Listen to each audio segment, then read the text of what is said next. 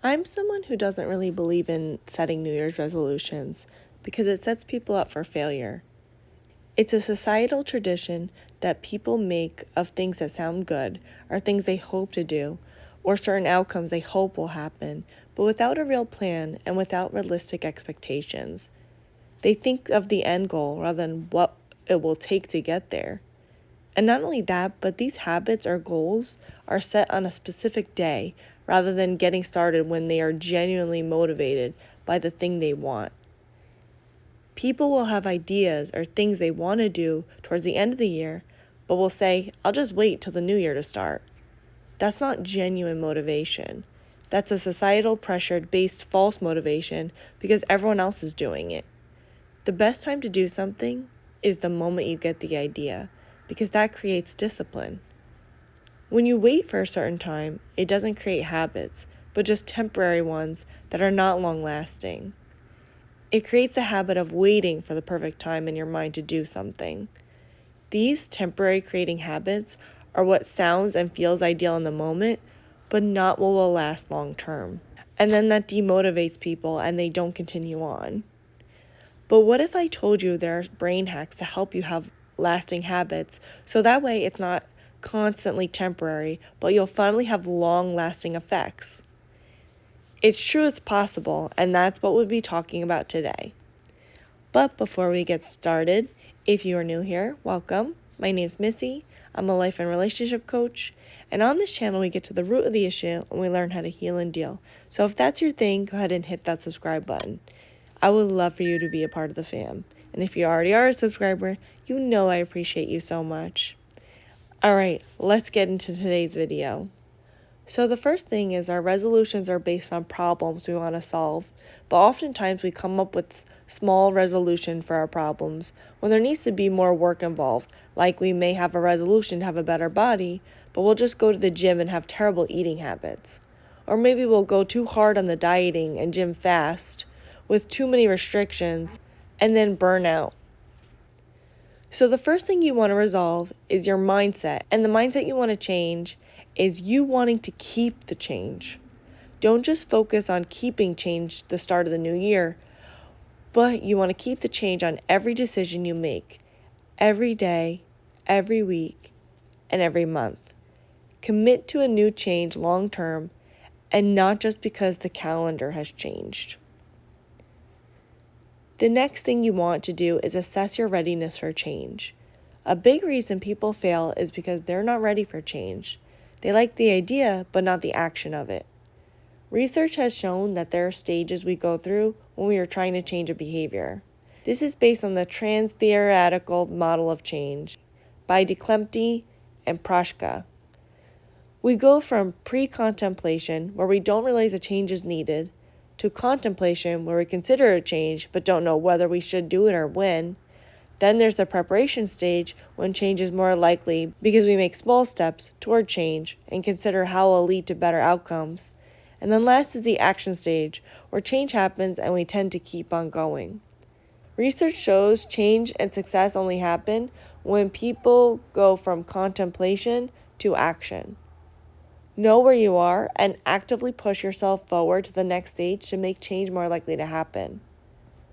One of the first important steps is to figure a problem you want to change and to identify how ready you are for that change.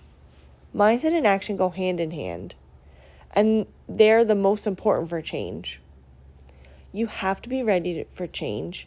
You need to invest time and energy to change, and you have to be in the right stage to change. The next is develop a mechanism for change. We sometimes make a resolution to do something, but then don't make the steps needed to change. In order to counteract this, identify exactly what you want to change, keep it short and realistic, write it down, and talk about it to keep you accountable and for when you mess up. You want to identify what caused the slip up so you can be aware about it for next time. Make notes of when you have your downfalls and what triggered them. That can mean you may need to set more realistic expectations, or you need something to help you reach that next step. It will help you resolve that issue so you can continue with your progress long term, and it will help so you're less likely to have setbacks. Taking notes of It will help you see where your problem areas are and what you may need to focus on. When we get too focused on the end goal without the steps needed, it can make it difficult to deal with the journey's hurdles and not force ourselves to face them. This causes change to less likely happen. So that's why you want to make it aware of your downfalls, of your mistakes, of your setbacks, so that way you can have a continuous progress. And you want to call yourself out on them, not in a mean way, not in a derogatory way, but in a way for you to recognize, okay, this is where I need to focus on, and this is what I need to do, so that way I continue the change. Because when we have downfalls or we fall back on our progress, it can demotivate us, and then we stop. So we want to call ourselves out and say, okay, what do we need to do to make a change? Which goes into the next thing, which is recognize barriers and context. It feels good to identify a problem and start coming up with a plan on how to change. It feels like a mental load is lifted off your shoulders. Yes, I will have a better mindset. Yes, I will make better friends this year. Yes, I will put myself first. Those all feel good. They're all solutions. So then you come up with the solutions, but what about the barriers of why you don't already do it? Both lack of positive behavior and negative behavior happens in context. So you need to reflect and identify why the behavior you want to change isn't happening already. Maybe you don't know how to do it. Maybe you feel like you don't have the time, which most people feel that way, but really it's that you don't have good time management or you have too many priorities and haven't honed in what's important. Maybe you feel like you don't deserve it. Maybe you're scared. Maybe you're addicted to negative behaviors. Or you're self-sabotaging. Get to the core root. Then devise a way on how you'll make time to do it and how you'll do it. Whether that means rearranging your schedule and your priorities, or by researching or taking a course on how to do it, or talking to others on learning how to do it, or taking some time to love on yourself and figuring out why you're sabotaging yourself and why you feel like you don't deserve it. By devoting time to recognize the key barriers to change, you can add all the important steps of devising sub-strategies to make each step of the process more likely to happen. This form of reflection may help you recognize issues you have not noticed before and make it easier for you to change. And also, if you have a habit you're trying to change and you keep having setbacks, you may need to make a smaller change or set smaller goals and expectations like we talked about. You can always build your way up, but the only way to do that is by being realistic and not being harsh with yourself. Don't compare yourself to others and what they can do. Focus on what you can do. Like if you notice you can commit to something in smaller doses, then do that and work your way up. Put your problem-solving hat on and talk to yourself like you would a friend. Be gentle and compassionate with yourself, while also holding yourself accountable and not making too many excuses. You're only letting yourself down by not being honest with yourself. The next is take action. Once you have a change in mindset, have a mechanism for change, you identify your problem areas, the next step is to take the action. Do not wait. Do it as soon as you feel it. The moment you have a thought, don't wait on it. React immediately. You notice you throw your clothes on the floor and usually tell yourself you'll pick them up later. Pick them up in that moment. Notice your phone is distracting you. The moment you're aware, throw your phone. Act within the first 5 seconds of when a thought comes up, because the longer you wait, the more time you have to talk yourself out of it. And don't just react, but replace it with a different habit. Behaviors and habits are what make us who we are.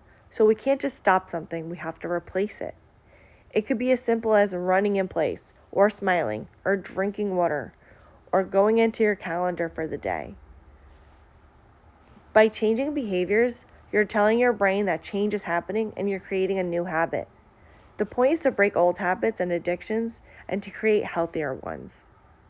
Don't forget the simple changes. Catch yourself starting to do what you have resolved not to and react immediately. You want to make changes as soon as possible. And this is where discipline comes into play. Discipline is doing something without the emotions of it. Even if it doesn't feel good and you don't want to, you do it anyway because you're wanting that long-term success rather than that immediate satisfaction. And last, be realistic and expect failures or mistakes. You will fail. You will mess up. You will have setbacks. Expect it. Don't let it push you away from your continuous progress. Get back up each and every time, and that will create your new habits. You got this. This is hard work. It's not easy. It sounds good and feels good when you have that end goal, but remember, there's a journey you're on. And each day you want to choose yourself and the life you want and deserve. We're in it for the long haul, not the short term. What do you guys think? Leave it all in the comments below. And please don't forget to like, comment, subscribe, and share with someone that you think may need it. Until next time, thanks for watching. Have a happy new year, and I'll see you next year. I can't find driving directions to your destination. Why are you talking to me, lady?